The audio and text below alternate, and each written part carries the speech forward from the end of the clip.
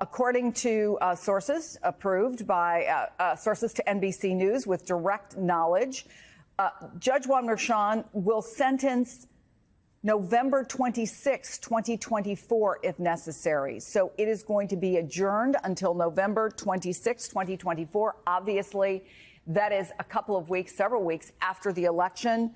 Your reaction and how important that might be, Lisa?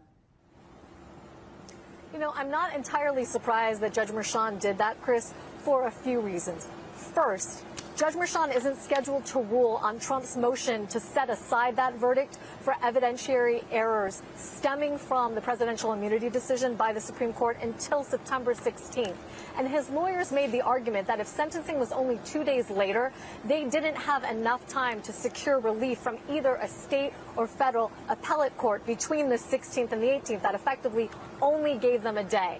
The other reason that I'm not surprised is that the Manhattan DA itself didn't oppose the request. They gave Judge Merchan essentially a list of pros and cons, but said at the end of the day, the decision was his, that they believed that former President Trump should be sentenced expeditiously in the interest of justice, but they understood that there were factors that might weigh against going immediately to his sentencing. So I'm not surprised that Judge Merchan has now delayed the sentencing until after the election. But note also that he has made the sentencing proceeding still scheduled for 2024 and amply before the end of the year. That means that former President Trump could be facing a sentencing between his November election, should he win that November election, and his inauguration in January. Or conversely, if he loses, Judge Merchan may have made the calculation, no harm, no foul. The same sentence that I would have given him in September, I can give this man now again in November. So I think this is what many legal experts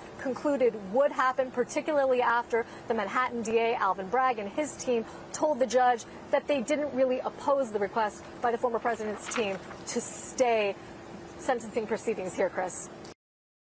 Joining me now are Duncan Levin, former prosecutor in the Manhattan DA's office, and Christy Greenberg, former federal prosecutor and an MSNBC legal analyst. Duncan, can you take me inside the sort of mind of Judge Merchan to the degree that you are able to professionally and sort of explain to those of us who don't understand the back and forth what a sentencing hearing is? Sure. And why Judge Merchan thinks that those proceedings could inadvertently intersect with the political proceedings of a November election?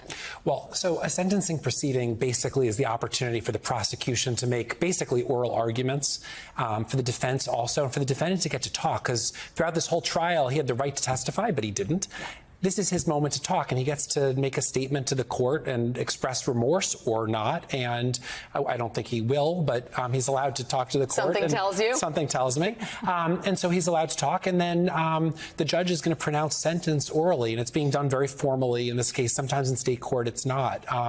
But there are a lot of swirling things here going on for Judge Merchan. And I think that a lot of people have been saying this is a huge win for Trump, but I think it's anything but. It looks like the noose is tightening in a way, because if he loses the election, this makes it far more likely that he's going to get some kind of sentence with confinement on it. And I know I've been talking to you for the whole summer, sort of off stage, about the fact that I think that that's going to happen. But I think this makes it much more likely, because Judge Merchan's in a very difficult position to put him even in house arrest during the final stages of the election. Once the election's over, if he loses, if he wins the election, all bets are off. Right. If he loses the election, I think it makes it much more likely to do that. But there are also other appellate issues going on right now. And Mr. Trump has a 330-10 motion, which is a motion to set aside the verdict. There are appellate issues. We're going to talk. But just to clarify what you're saying here, you think Merchan is ready to hand down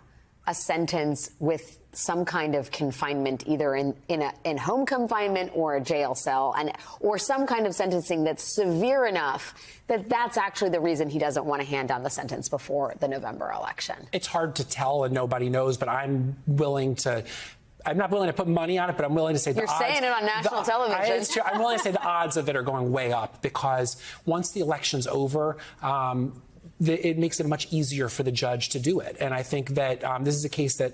Assuming that Trump hasn't won the election. Assuming Trump hasn't won the election. If he does, I think that it'll very likely get up to the Supreme Court and could get stayed. But if he loses the election, the prosecution is going to be asking for some kind of incarceration, home confinement, some split sentence with probation. I'm going to be very surprised if they don't. And this just makes it way easier for the judge to impose that kind of a sentence on him if it's taking place after the election. Christy, the DA's office didn't fight to make a case that this hearing should not be postponed. And Judge Merchan sort of called them out about that. And you're more than called. Can you talk a little bit about the relationship between the prosecution and the judge and how this decision was made? Yeah. So, I mean, generally speaking, a judge is not going to keep a sentencing date that both sides say they want moved. And so Trump says we want the delay, shocker. But then the Manhattan DA's office put in a submission that was curious. They said, we take no position, which it's your case as a prosecutor. You take positions on these kinds of things. They say we take no position, but then they basically say, oh, Trump's reasons here about why they want it delayed, yeah, that kind of makes sense. And, and then didn't really elaborate on the reasons why it wouldn't make sense. So in effect, Judge Merchan in his order is calling them out and saying, you're really joining Trump's delay request. Right. You say no or argument not, is basically a co-sign. Yeah, you're co-signing this, and therefore, with both of you on that side, made his job a lot more harder. They kind of forced his hand here. So I'm not necessarily surprised he made this decision. I don't necessarily agree. I'm more in the Judge Chutkan camp of the election should not matter. Your case schedule is your case schedule. But again, I think if the Manhattan DA's office had opposed this delay request from Trump, I think Merchan would have kept it. Because remember, Judge Merchan knew about the SCOTUS decision. He knew about the election date. He knows they made this motion. And even after Trump made that motion to set aside the verdict based on immunity, he kept the schedule for September 18th and told the parties, you better be ready. Only now that both sides seem to be saying move it, did he change his mind? Well, listen, it's so high stakes for everyone involved, right? And you got to think that, if you're the judge out on a limb here that's having to make a huge call, not just for this case, but for American history, and you're getting death threats, and your daughter's getting death threats, and your court clerks are getting death threats, and you're the subject of national ire on the right. You would assume you need the DA's office to at least back you up in terms of expediting this. So do you think that figured into his decision-making I think you could see it in the tone of his decision. He was clearly upset that the DA's office was putting this all on him. And I understand why. They've been getting these death threats. They're scared. That's got to be part of it. But the amount of resources they have spent on this case, this is their case. They should be pushing for jail time, and they may say, look, don't impose the jail time until after the election. That's fine with us, but go ahead with the sentencing. That's on them, and they're basically dumping it on the judge and putting it all on him, and that's really not fair to him, and you could see it in his tone. He was clearly upset with that. What do you make of not the discrepancy, just completely opposite interpretations of how, at least publicly, about how much politics should factor into the decisions of the court, right? Yesterday, Chutkan's what election? Doesn't matter. This court does not see politics. And Merchan literally naming the election as a factor in delaying this sentencing hearing. Yeah, look, I think Judge Merchan is saying the quiet part out loud. I think you see often that prosecutors, whether they say they do or not, at every stage, whether choosing to make investigative decisions to open an investigation, whether choosing to charge certain individuals, even at sentencing, I mean, they're not living in a vacuum, right? Politics are out there. And so the question is, how much do you really let that affect your decision making? And Judge Chutkan, I think, again, is correct in saying it really shouldn't have an impact. The case is the case. You are a defendant. You are not. Your candidacy is your day job. That's how she put it. I think that is the right way to do it. But again, I think Judge Merchan kind of recognizing here that I agree with Duncan. I think the Manhattan DA's office will seek a jail sentence. I think that is appropriate under these facts. Again, Michael Cohen, who is not as culpable, went to jail for 3 years for the same thing. So I think they'll seek it. I think the judge is likely to impose it.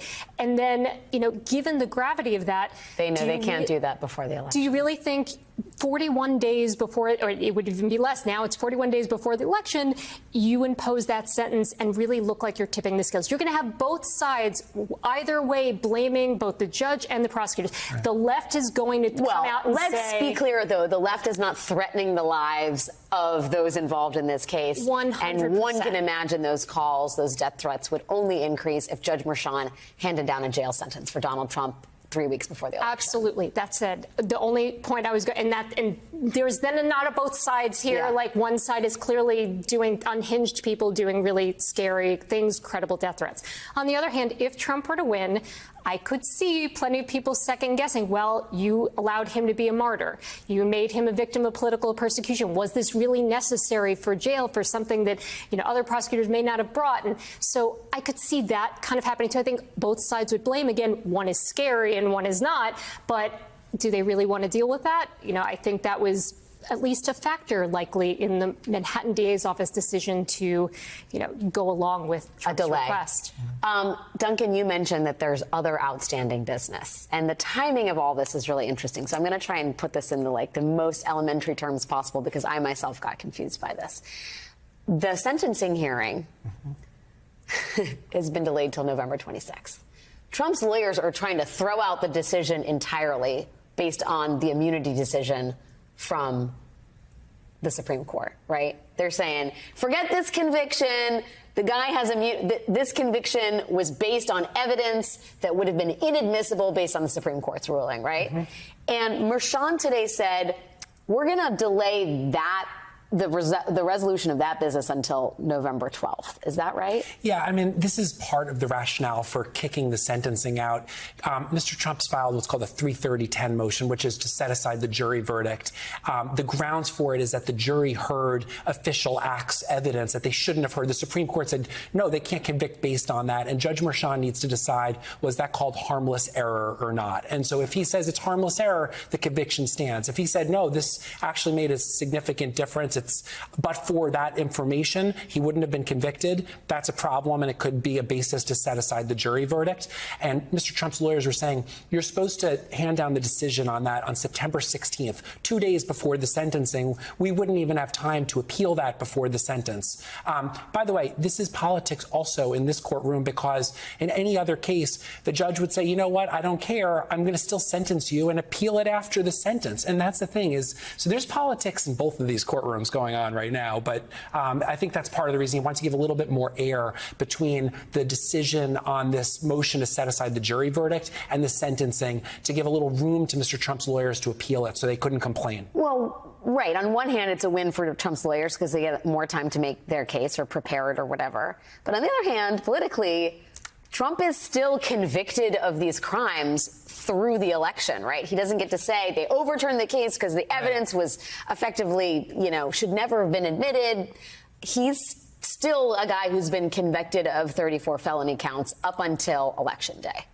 Right. And I think that is to the favor of, I'm sure I can see a world where the Harris campaign is happy about this development, that they don't have to deal with the sentencing again. He doesn't get to say this is me being a victim and being politically persecuted. They can just focus on the campaign and on the debates and the political calendar going forward. I don't know. I just feel this is just an extraordinary moment. And, this is really, truly, Duncan, terra incognito. And my heart goes out to all the people that are forced in such difficult, high-stakes, life-threatening positions that have to make decisions not just for themselves, but for American jurisprudence. If you speak to any judge, they'll tell you the hardest part of their job is sentencing somebody, and it's probably hard in every case. You have to rip people away from their families. There's all sorts of collateral consequences to it. Putting anyone in prison, and we do a lot of that in this country, has got to be the hardest job that a judge can do, and this is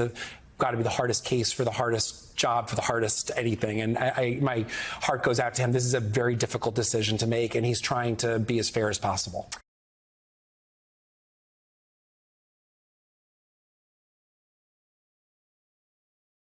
Donald Trump and the rest of his legal team were in another New York courtroom today, this one in federal appellate court, arguing to overturn his E. Jean Carroll sexual abuse verdict.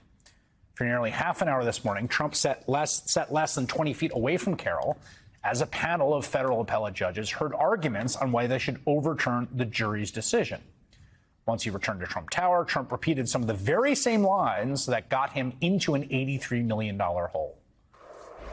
But this case involved a woman who wrote a book, and I guess she said something in the book. That's when I first heard about it. I first heard about it in the White House. And, of course, I denied the story because it's not true. I have no idea who the woman is, and I never met her. As far as I know, I never met her. I never touched her. I would have had no interest in meeting her in any way, shape, or form. There was never a claim. There was never a police report. There was never anything mentioned. There was never publicity 30 or 40 years ago, whenever it took place. Now, he knows very well from attending that trial regularly. Carroll says the assault took place 28 years ago in 1996.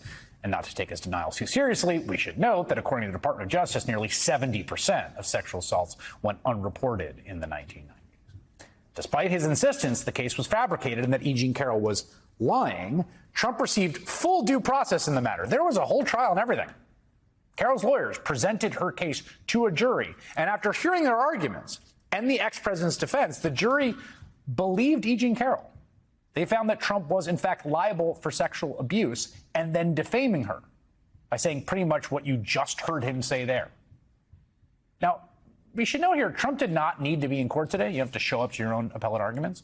Could have just let his lawyers handle it. Instead, he chose to be in the courtroom and to put on a spectacle, flanked by lawyers in front of American flags, spending nearly an hour defaming E. Jean Carroll, the woman a jury says he sexually abused. She says he raped her in a dressing room in Bergdorf Goodman.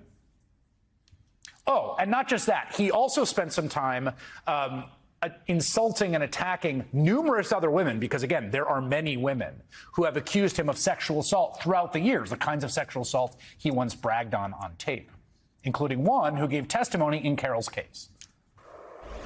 There were two witnesses. One is a woman who's followed me for years. She said in 1979 I was in an airplane with her, commercial flight, and we became very intimate. Passengers are coming into the plane, and she said I was making out with her, and then after 15 minutes, and then she changed her story a couple of times, maybe it was quicker, that I grabbed her at a certain part, and that was when she had enough. Now, so think of the impracticality of this. I'm famous. I'm in a plane. People are coming into the plane. And I'm looking at a woman, and I grab her, and I start kissing her and making out with her. What are the chances of that happening? What are the chances? And frankly, I know you're going to say it's a terrible thing to say, but it couldn't have happened. It didn't happen. And she would not have been the chosen one. She would not have been the chosen one. Just to be clear, when he says the chosen one, he means the person that I would choose to sexually assault. That's what he means by chosen one. She wouldn't have been the person I chose to sexually assault. Of all the various defenses he's thrown out there, that last one there, which you can see his lawyers visibly react to, and which he has spouted before about Carroll and other women, is the most telling, that these women, victims of alleged sexual assault, are just not hot enough for him to rape. Days after the murder of two teachers and two 14-year-old students at Appalachia High School in Georgia, J.D. Vance weighed in on what could be done to stop the epidemic of school shootings. He said gun laws were not going to solve the problem. I don't like that this is a fact of life, but if you are a psycho and you want to make headlines, you realize that our schools are soft targets, and we have got to bolster security at our schools. Vance's cold, matter-of-fact, and honestly heartless response is reminiscent of Donald Trump's reaction to a school shooting in Perryville, Iowa, 36 hours after it happened. It's a very terrible thing that happened, and it's just horrible to see that happening. That's just horrible. So surprising to see it here. But have to get over it. We have to move forward. We have to move forward. Back with me, Basil Smikle, Tim O'Brien, and Molly Jong-Fast. I just want to throw it out there for you guys. Here's Donald Trump speaking behind a bulletproof glass at a rally in Asheboro, North Carolina on August 21st. So he doesn't have to get over it. He gets to be behind a bulletproof glass. Our 14-year-olds, our children, our fourth graders, no bulletproof glass for them. They just have to get over it. It's a fact of life. I was 12 years old. I was shot by a 14-year-old in front of my school. Gun violence has been present in my life for almost all my life. I lost many of my friends growing up to gun culture. So screw you if you think this is a fact of life that I should just get over tomorrow. There's a whole generation of school student growing up right now having to deal with the threat of somebody coming into their schoolroom and killing their friend, themselves, their friends, or their teachers. And if you consider the Parkland shooting and how those young people became active immediately after that shooting occurred and started lobbying elected officials of Congress to get rid of guns, that's the kind of culture of civic engagement that we should be promoting. But Donald Trump and J.D. Vance are saying, hey, you know what? Just get over it. Well, screw you in that mindset. We are drunk off of guns in this country. And I think it takes someone like Kamala Harris, hopefully, Kamala Harris, to be able to say, look, I've dealt with a lot of people in my career who've had a lot of issues with guns, and we've got to figure out a way to get them out of our culture. Yeah, imagine being somebody like J.D. Vance, who demands that women give birth to as many kids as possible. He always calls them kids. But then says, you know, if those kids get shot dead at school, sucks for them. And you'll see, I mean, Heritage Foundation Project 2025, if you go to that website, everything is about regulating IVF. They are desperate to regulate IVF, but not guns. And look, the reality is there's really no other country that lives like this. There is none. We have gun violence like Yemen. Right, Yemen, right. Compared to, but everywhere else, you know, England, France, Canada, Mexico, you know, they don't have kids. And the other thing is that we are re-traumatizing students, right? We have these kids who are they are dealing with the possibility of getting shot in school. They are doing these drills, you know, all the time. These drills are super traumatic. And, you know, it's just when I grew up, we didn't have these drills because we didn't have as many guns. And we had a automatic, we had a ban on these certain kinds of guns. Absolutely. And that Joe Biden pushed through the Senate. And let me play the other thing that they show. And by the way, it's re-traumatizing me as a mom. Because my kids, starting in third grade, had to have these drills, and they had to show us the park where we would pick up our kids if there was a school shooting in Broward County, Florida. And it was traumatizing to me as well to be like, my babies would, if they don't show up, that means they're dead. And we're re-traumatizing families, and Republicans are like, nah, it doesn't matter. Here's Ted Cruz at the NRA convention in Houston 3 days after the Uvalde massacre, where 19 students and 2 teachers were killed. Here's Ted Cruz. Tragedies like the events of this week are a mirror, forcing us to ask hard questions, demanding that we see where our culture is failing. Looking at broken families, absent fathers, declining church attendance, social media bullying.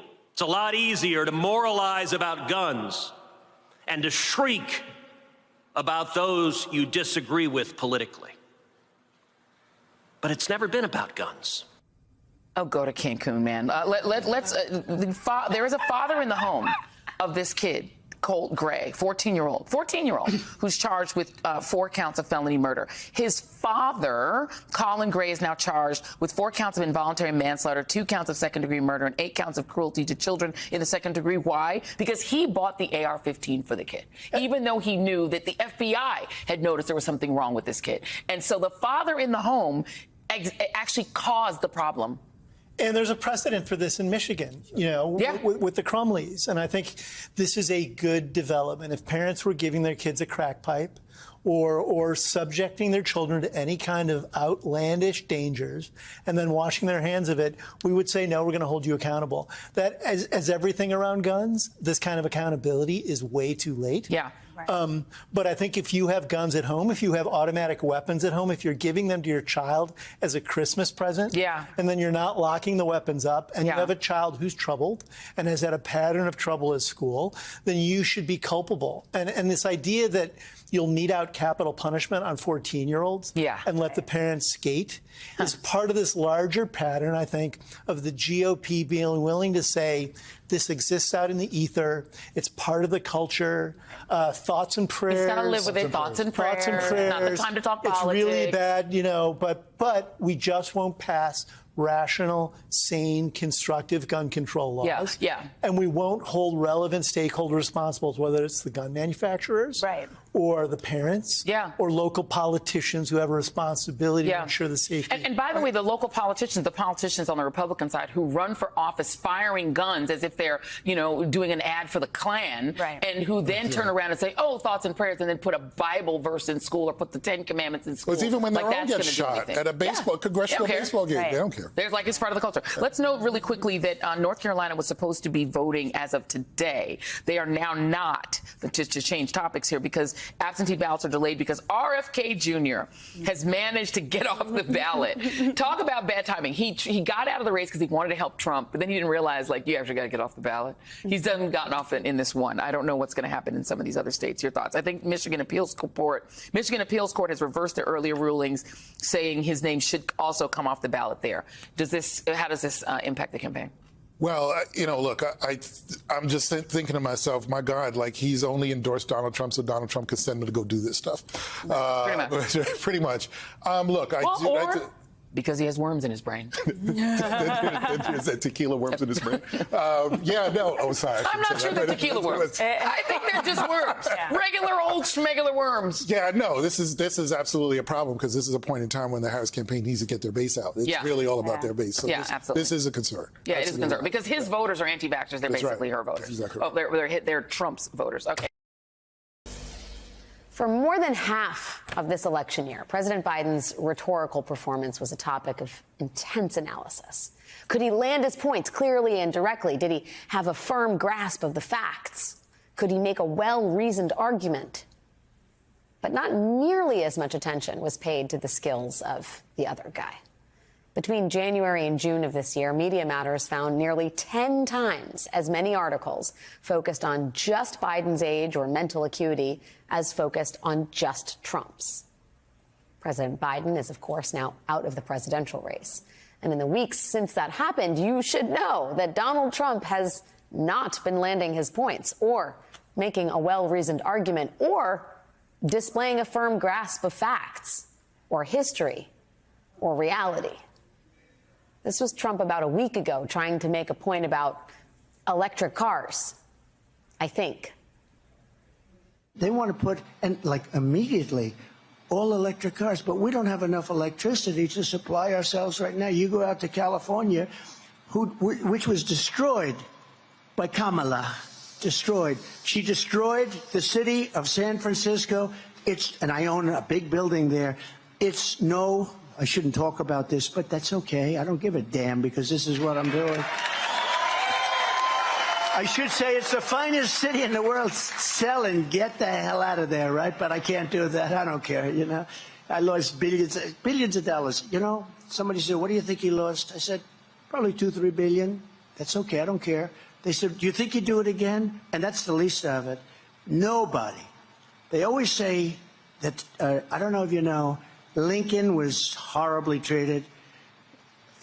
Jefferson was pretty horribly. Andrew Jackson, they say, was the worst of all, that he was treated worse than any other president. And I said, do that study again, because I think there's nobody close to Trump. It takes some amount of rhetorical skill to connect electric cars to Lincoln's assassination. But does it also require mental decline? This is Trump today, revealing just how much he misses running against President Biden or something. But just out of curiosity, who likes Crooked Joe? Who likes Sleepy Joe? Who likes Crooked Joe? Who likes Sleepy Joe? Yeah, a lot of people do. Well, now he's got plenty of time to sleep. You ever see a guy, somebody told him he looks great in a bathing suit on a Monday, Tuesday, Wednesday, Thursday, and Friday during the week, and he goes to the beach with a thing that's built, it's built for children to lift up. It's aluminum, and he can't lift it. He can't lift his feet out of the sand. And then he's dead, cold, knocked out, sleeping. What? I mean, even when Trump is in his comfort zone talking about crime in urban areas these days, he still manages to sound off. To me, the number one thing that I get spoken to by the people, and I meet so many people, is crime. I mean, they can't believe it. They can't walk out of their apartments and buy a loaf of bread without getting mugged or rapped or shot. You look at Chicago, it's not even believable. Getting wrapped when you buy a loaf of bread is, I don't know, is that a problem? Is the bread wrapped or are you wrapped? Also, for the record, FBI statistics show historic declines in violent crime. Now, Trump has never had a particularly solid grasp of the facts, but wow, has his dissociation from reality gotten extreme. You take a look at bacon and some of these products, and some people don't eat bacon anymore. And we are going to get the energy prices down. When we get energy down, this was caused by their horrible energy wind. So wind is ruining bacon, but energy is the future. What you're going to need, electricity is desperately needed for AI. AI, controversial, but we got to be the top of it. This is the Republican nominee for president, who may or may not believe he is still running against Joe Biden, a man whose feet are buried in the sand at the beach somewhere, and who has also destroyed breakfast foods because of his wind turbines. And that's why Lincoln's assassination was nothing next to how they are treating Donald Trump. Where is the avalanche of analysis questioning that guy's mental dexterity? Where?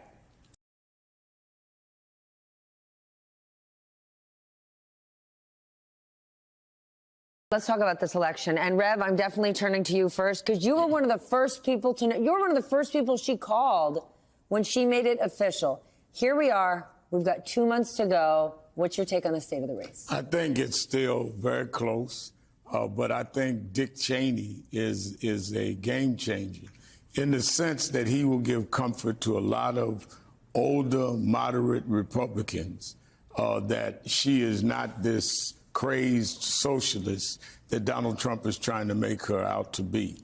No one in that group, and that's a large group of Republicans, believed that Dick Cheney would be supporting a socialist. So I think this was a huge game changer today for Kamala Harris. Pablo, we heard this week, I don't even want to say economic proposals from both candidates because we didn't.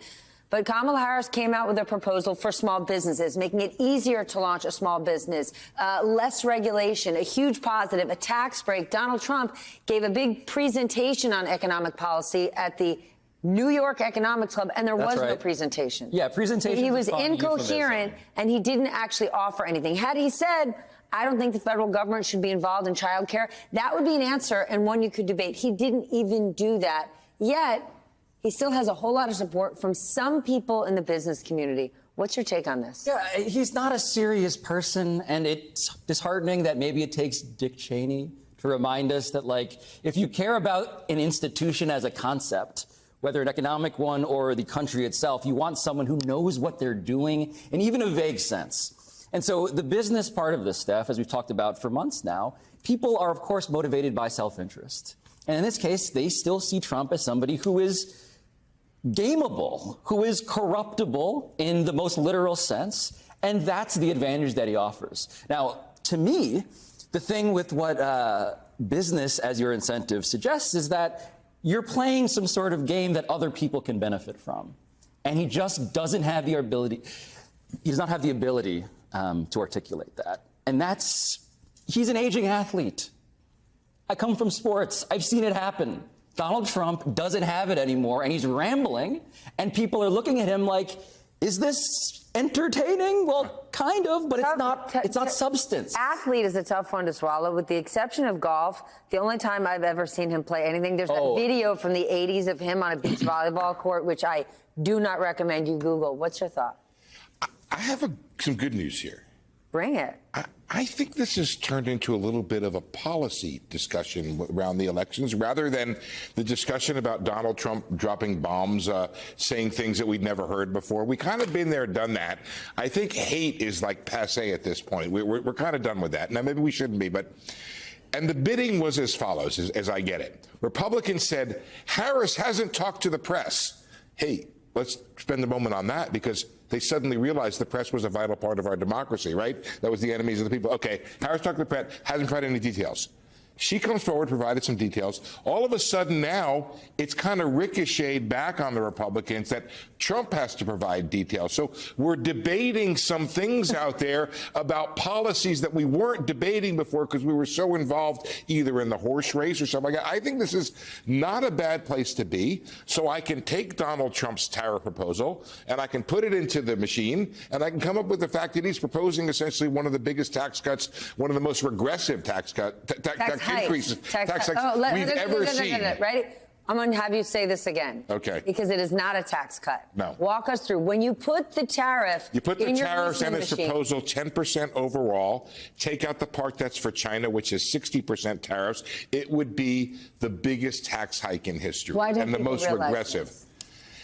He kept saying that these are not taxes, but they are taxes. It just raises the price of the goods. It's not necessarily inflationary in the initial aspect, but what happens is you get this spiral because I put a tariff on your good, you put a tariff on my good, and then we're off to the races in terms of spiral. Yeah, remember what happened when Trump was president and the tariffs with China, and what did that end up doing? Crushing our farmers, and we ended up having to give them a huge amount of money in aid. But I need to spend a second here and express my disappointment with the Biden administration for continuing those tariffs. I'm on the other side on that for both camps. Trump is in another league with what he's talking about. Kamala Harris has been under a huge amount of pressure to provide details. As Steve was just saying, we want to see your policies, we want to see your details. She's had less than 2 months to do it. With the exception of tariffs, Donald Trump has been running for over 2 years, and we don't have details on anything. Why does that double standard sit? You know, I think that's an excellent question, Stephanie. The one thing that I've been hearing from voters is this frustration and exhaustion with the back and forth. But I will say they are asking and have been really calling on Harris to be explicit. In some of her speeches, you hear protesters and she's addressing them in different ways, depending on, the events of that day. But I really think what they're asking her to do is tell them what's going to be different between her time in office and a Biden presidency. And so those are some of the answers that I think young voters, especially that we're hearing from Stay Tuned, are asking and waiting to hear. Rev, here's the thing. People are complaining. They're saying, why don't we know her policies? She's been in office for 3.5 years.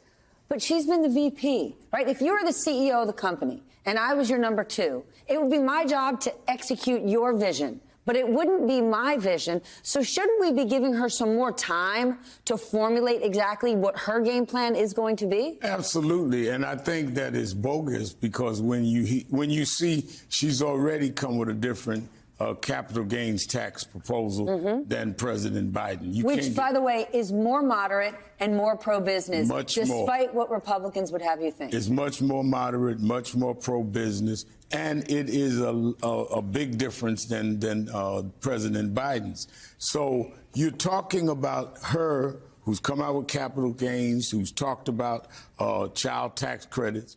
And you're talking about Donald Trump, who couldn't even answer a question at the Economic Club about child care. He said child care is child care. And he went off. If Joe Biden had made the speech that Donald Trump made, we'd be asking for the 25th Amendment to get him out of office. The man is unhinged. I agree with Pablo. It's an old song that doesn't work anymore. But it is that his head is not right. There's something unhinged about him. And I think Dick Cheney's endorsement will blow him totally out of the water. We're grading on a curve. It's Why? remarkable. Okay, but hold on. We're the media. We've created a double standard in how we're covering them when it's our job to set the standard. Why are we doing it? Is because we keep getting bullied that we're the liberal media? It doesn't make you liberal to call out a liar. It makes you a fact checker. Yeah, I'll be blunt with you about it. I think Donald Trump's chosen terrain that he likes to fight on is culture war. That is not a thing you need to be terribly well-versed in when it comes to policy, when it comes to tariffs, childcare legislation. He's a guy who is vibes-based.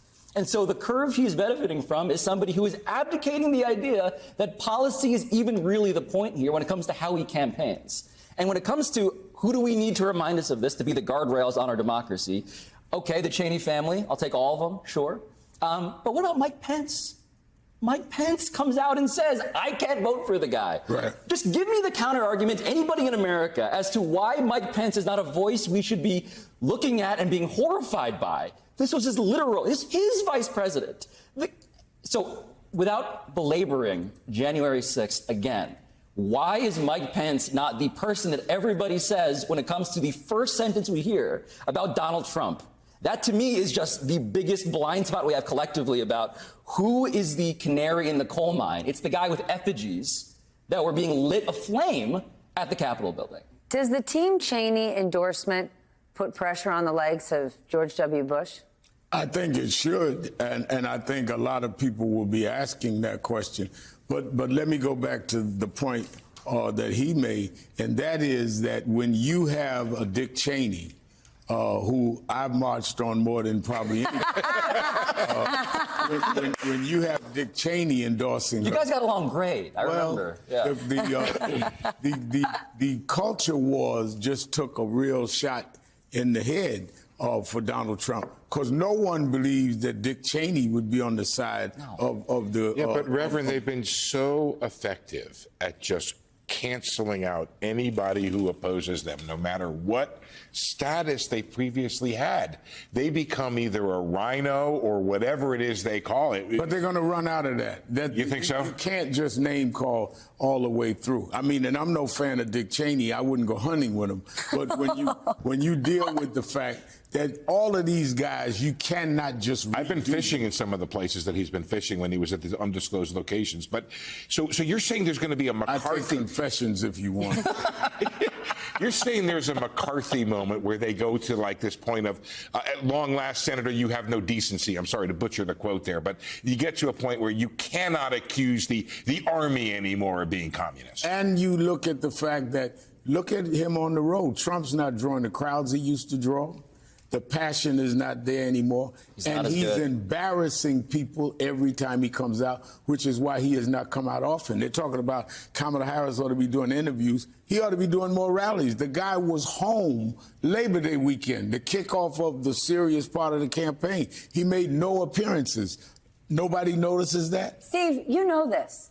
Yesterday when he spoke at the New York Economic Club, that was not a low information voter venue, okay? Yeah. That is all Wall Street investment professionals in that audience. And the fact that they sat through that and said nothing or clapped is humiliating, should be humiliating to each and every one of them. If I could get a list of the attendees, I would be standing at their door today. Right now, I want to know Howard Lutnick, one of the most successful Wall Street guys who was so proud to say he's endorsing Donald Trump. He's now part of his investment team. How's he answering for what Trump said yesterday? How's John Paulson answering for it, right? For those guys, to the Rev's point, it's humiliating every time Trump opens his mouth. They just have to hide and go, I just want to be sure I'm never getting a wealth tax, and I love the corporate tax cuts getting extended. But it's shameful that the guy answers the child care question with child care is child care, Marco Rubio Ivanka. There wasn't even a verb in his sentence.